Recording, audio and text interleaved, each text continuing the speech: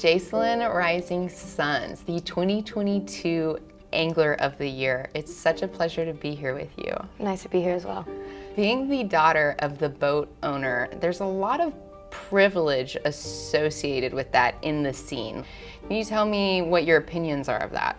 For our team specifically, it started out with just me and my dad, really. He would drive, he was the captain and the owner, but I started off tying the boat up when we got back to the dock and doing other little things that not normally boat owners' kids would do.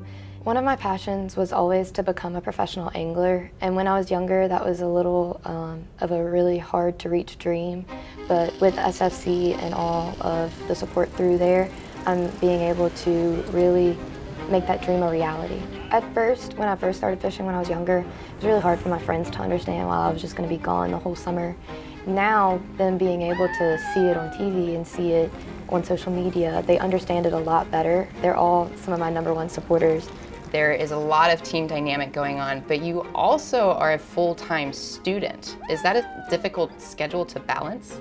It's pretty difficult to balance both LSU at school and also fishing. I try to keep those two parts of my life pretty separate in the year, but sometimes they do overlap. It's definitely a hard thing to balance, but I make it work. LSU's a big deal. What are you studying there? I'm studying animal sciences. I grew up loving animals all my life, so that's what I knew I had to go into. My dad and my family have always owned horses and cattle all of my life, and so once I got into 4th grade, I started showing cows, and that's a crucial part of my childhood, and I've always loved working with cattle. I've realized today that it's taught me a lot of independence, hard work, the time management of keeping school out of the way and having priorities. Plus, I really like to focus on the animal bonding that I learned with showing cows. You know, a lot of people grow up with, a dog and a cat, but how many cows did you grow up with? Well, so we used to have a big herd that probably went from anywhere to probably 80 to 100 cows, but I had probably about 20 of them were show cows all throughout the years. And what about your horses? My horses, I have 2 currently.